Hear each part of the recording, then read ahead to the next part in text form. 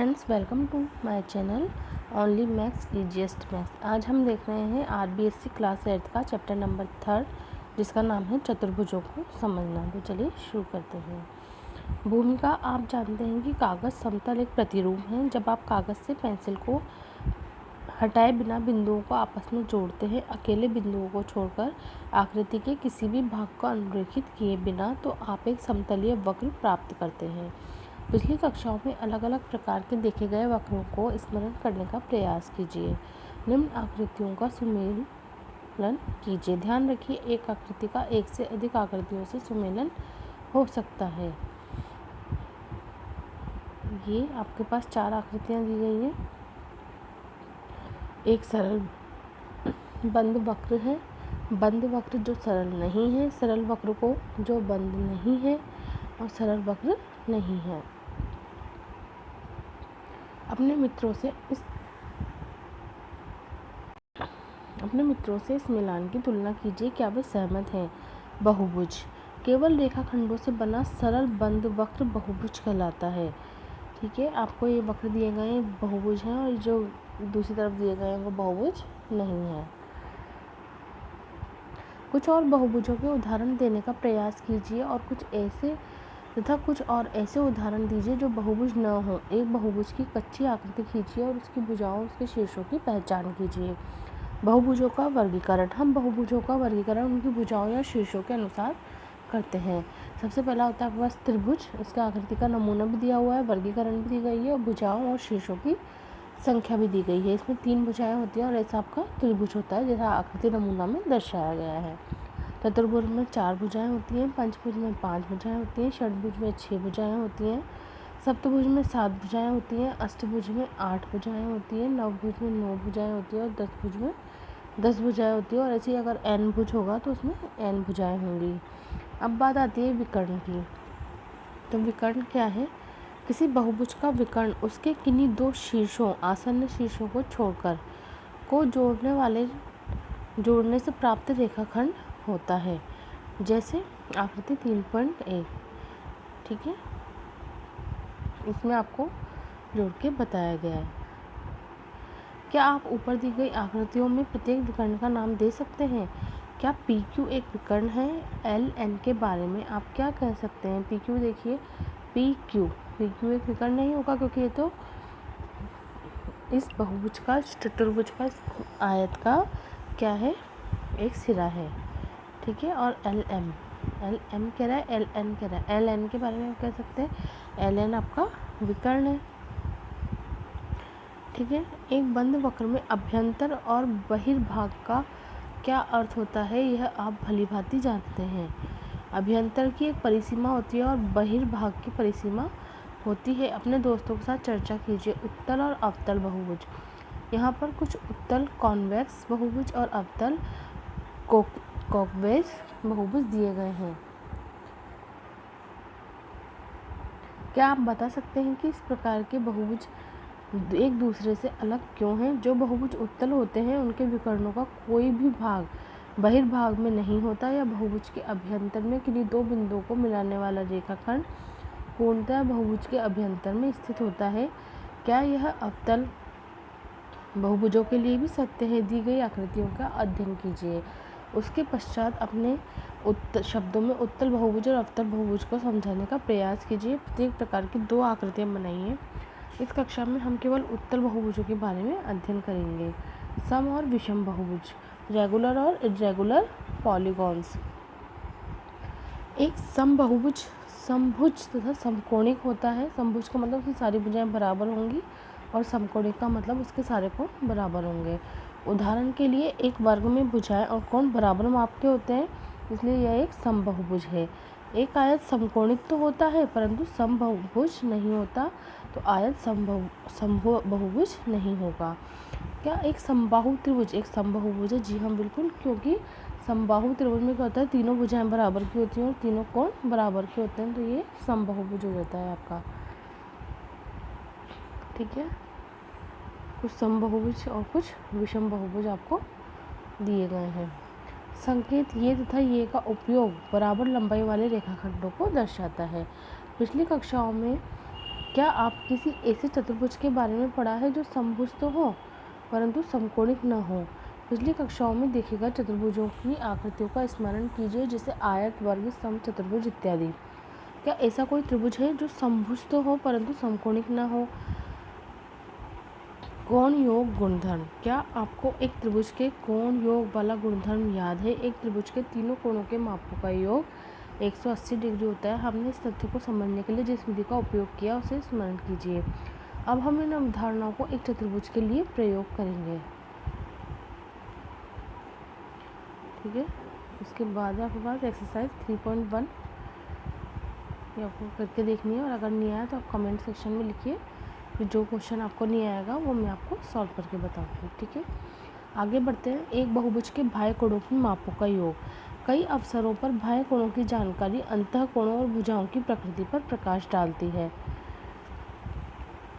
जैसे कि आकृति 3.9 में माप x ज्ञात कीजिए।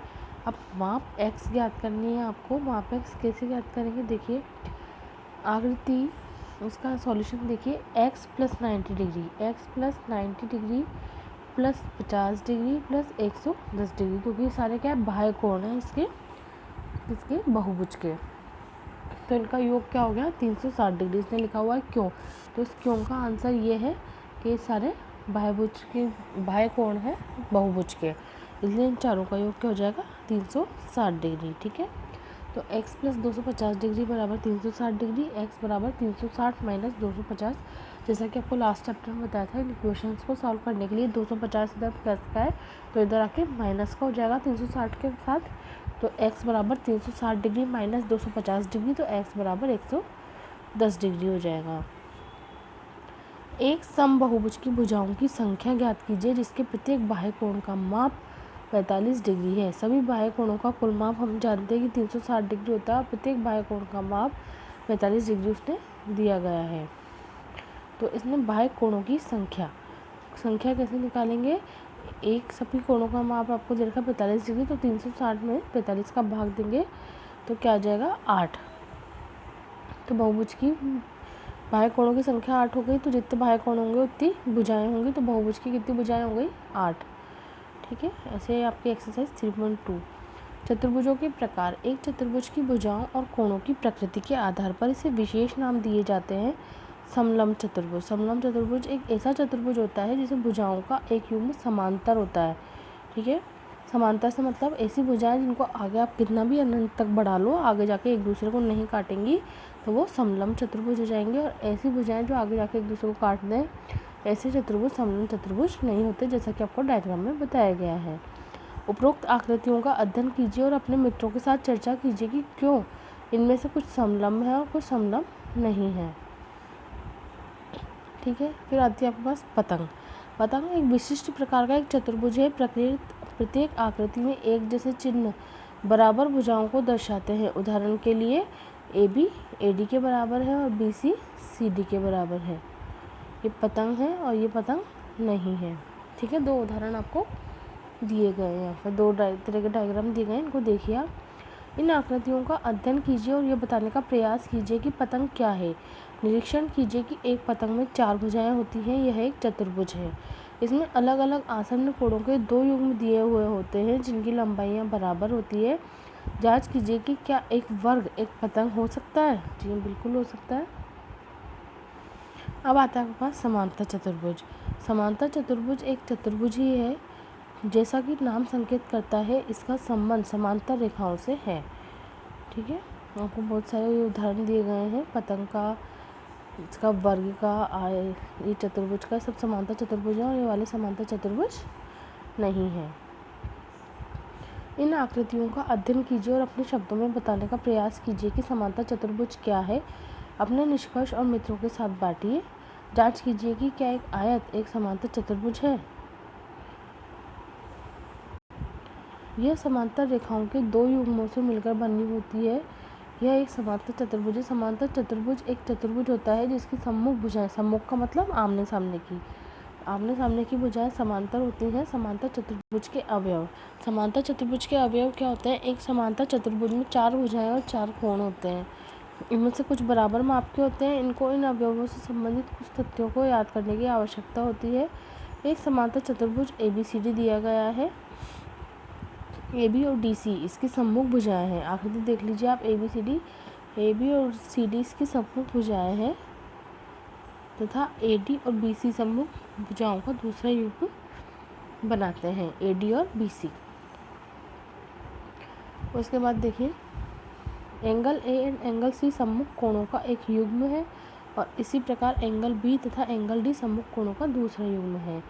AB और BC समांतर भुजाओं की आसन्न भुजाएं हैं, अर्थात यहाँ पर एक भुजा समाप्त होती है वहीं से दूसरी भुजा प्रारंभ हो जाती है।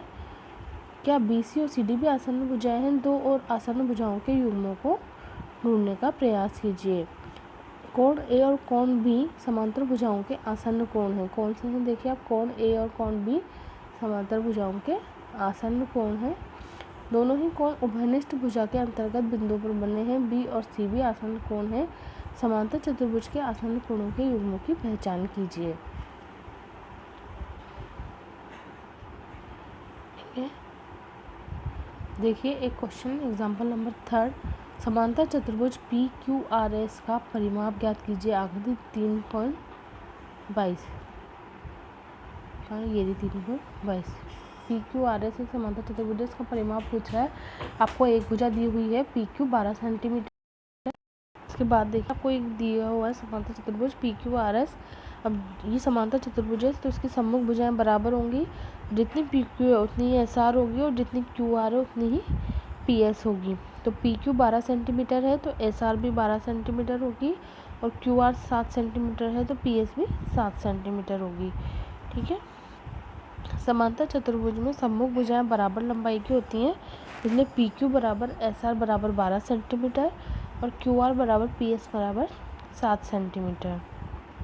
ठीक है, तो इसका परिमाप हो जाएगा PQ plus QR plus RS plus SP, तो ये हो जाएगा पूरा 38 सेंटीमीटर। समांतर चतुर्भुज के कोण, हमने समांतर चतुर्भुज की सम्मुख भुजाओं से संबंधित एक गुण का अध्ययन किया। अब कोणों के बारे में आप क्या कह सकते हैं?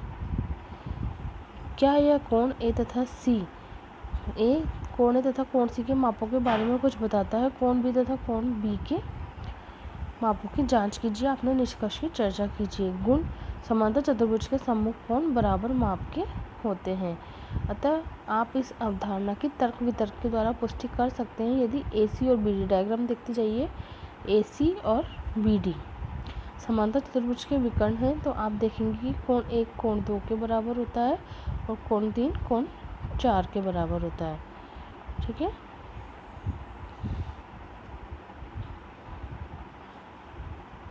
त्रिभुज ABC और त्रिभुज ADC का अलग अलग अध्ययन करने पर आप देखेंगे कि ASA भुजा कोण भुजा कोण नियम से सर्वांगसम कटौती के द्वारा त्रिभुज ABC और CDA कैसे हो जाएंगे? सर्वांगसम हो जाएंगे।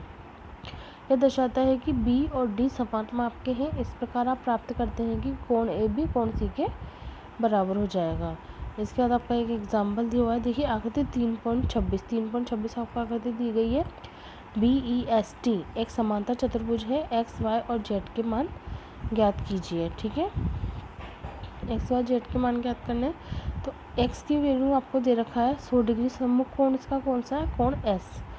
ठीक है, सम्मुख कोण गुण के द्वारा कैसे आया? X की वैल्यू 100 डिग्री, क्योंकि कोण B जो है आपका वो भी 100 डिग्री और सम्मुख कोण बराबर होते हैं समांतर चतुर्भुज में, तो कोण B कोण S के बराबर हो जाएगा, इसलिए कोण X की वैल्यू आपके पास आ गई 100 डिग्री।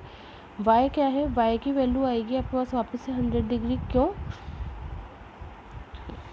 आएगी 100 डिग्री? क्योंकि ये कोण X के संगत कोण का माप है। अब Z की वैल्यू 80 डिग्री कैसे आई? क्योंकि Y और Z दोनों मिलकर 180 डिग्री का एंगल बनाते हैं। अब जब D देखते हैं तो उसमें जो एक ही लाइन पर बनने वाले कोण होते हैं उनका योग क्या होता है? 180 डिग्री। तो Z की वैल्यू निकल जाएगी Y 180 डिग्री माइनस Y, और Y की वैल्यू आपके पास 100 है, तो 180 माइनस 100 इज इक्वल्स टू 80। अब हम अपना ध्यान एक समांतर चतुर्भुज के आसन्न कोणों पर केंद्रित करते हैं। समांतर चतुर्भुज ABCD में आकृति 3.27 के बारे में बात हो रही है। यहाँ A और D संपूरक कोण है। कौन से कोण है? संपूरक कोण है। और ये बी और सी तो कौन से सम्मुख कोण थे, बी और एस तो यहाँ तो क्या थे, सम्मुख कोण थे। और यहाँ पे ए और डी संपूरक कोण है। डी सी ए बी के समांतर है, डी सी ए बी के समांतर है, और डी ए एक तिर्यक रेखा है, अतः दोनों कोण सम्मुख कोण हैं। कोण ए और कोण बी भी संपूरक कोण है। क्या आप बता सकते हैं क्यों? ए डी और बी सी समांतर हैं और बी एक तिर्यक रेखा है जो ए तथा बी कोण को अंतर सम्मुख कोण बनाती है। आकृति से दो और संपूरक कोणों के युग्मों की पहचान कीजिए। समांतर चतुर्भुज के आसन्न कोण संपूरक होते हैं। ठीक है, इसमें आपका एग्जाम्पल आ गया। अब आ रहे हैं समांतर चतुर्भुज के विकर्ण। साधारणतः समांतर चतुर्भुज के विकर्ण बराबर माप के नहीं होते। क्या आपने अपने पूर्व क्रियाकलापों में से जांचा? यद्यपि समांतर चतुर्भुज के विकर्णों में एक रोचक गुण होता है। समांतर चतुर्भुज के विकर्ण एक दूसरे को समद्विभाजित करते हैं, अवश्य ही उनके प्रतिच्छेदी बिंदु पर। इस गुण का तर्क वितर्क और पुष्टि करना मुश्किल नहीं है। आकृति 3.30 से कोण, भुजा कोण, सर्वांग समता प्रतिबंध, एंगल साइड एंगल, सर्वांग समता प्रतिबंध द्वारा बड़ी आसानी से देखा जा सकता है कि त्रिभुज AOB सर्वांग सम है किसके? त्रिभुज COD के। यहाँ पर भुजा कोण भुजा का प्रतिबंध का कैसे प्रयोग हुआ? AO CD के CO के बराबर है और BO DO के बराबर है, यानी कि विकर्ण को दो बराबर भागों में प्रतिच्छेद बिंदु ने बांट दिया। अब आती है आपके आकृति example, next example as it is आपको करना है और देन योर एक्सरसाइज। इसके बाद देखिए कुछ विशिष्ट समांतर चतुर्भुज। समचतुर्भुज पतंग जो कि एक समांतर चतुर्भुज नहीं है कि विशेष स्थिति के रूप में हम एक समचतुर्भुज जो एक समांतर चतुर्भुज भी है प्राप्त होता है। ध्यान दीजिए कि समचतुर्भुज की सभी भुजाएं, सम का मतलब आ गया यहाँ पे चतुर्भुज के आगे सम लग गया, तो इसका मतलब ये हो गया इसकी सारी भुजाएं कैसी होंगी? बराबर लंबाई की होती हैं। परंतु पतंग की स्थिति में ऐसा नहीं होता। समचतुर्भुज एक चतुर्भुज है जिसकी सभी भुजाएं बराबर लंबाई की होती हैं, क्योंकि समचतुर्भुज की सम्मुख भुजाएं बराबर लंबाई की होती हैं, इसलिए एक समांतर चतुर्भुज भी है। अतः एक समचतुर्भुज में एक समांतर चतुर्भुज और एक पतंग के सभी गुण विद्यमान हैं। उनकी सूची तैयार करने का प्रयास कीजिए, तब आप अपनी सूची पुस्तक में दी गई जांच सूची के साथ मिलाकर पुष्टि कर सकते हैं। एक समचतुर्भुज का सबसे उपयोगी गुण उनके विकर्णों का है। एक समचतुर्भुज के विकर्ण परस्पर लंब समद्विभाजक होते हैं। ठीक है, नेक्स्ट आपका एग्जाम्पल नंबर 7। अब बात होती है आयत की। आयत एक समांतर चतुर्भुज है जिसके सभी कोण समान माप के होते हैं। इस परिभाषा का पूर्ण अर्थ क्या है? इसकी चर्चा अपने मित्रों के साथ कीजिए। यदि आयत समकोणिक हो तो प्रत्येक कोण की माप क्या होगी? देखिए समचतुर्भुज के सभी अंतिकोणों के योग क्या हो जाता है? 360 डिग्री।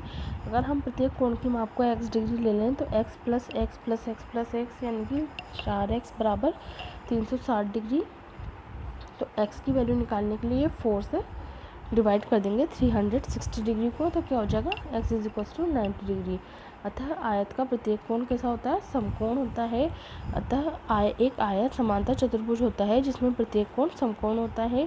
एक समांतर चतुर्भुज होने के कारण आयत की सम्मुख भुजाएं बराबर लंबाई की होती हैं और विकर्ण एक दूसरे को समद्विभाजित करते हैं। समांतर चतुर्भुज में विकर्ण अलग अलग लंबाई के हो सकते हैं, परंतु आयत के विकर्ण बराबर लंबाई के होते हैं। आयत के विकर्ण बराबर लंबाई के होते हैं, ये इसका गुण है। फिर आपका एक एग्जाम्पल,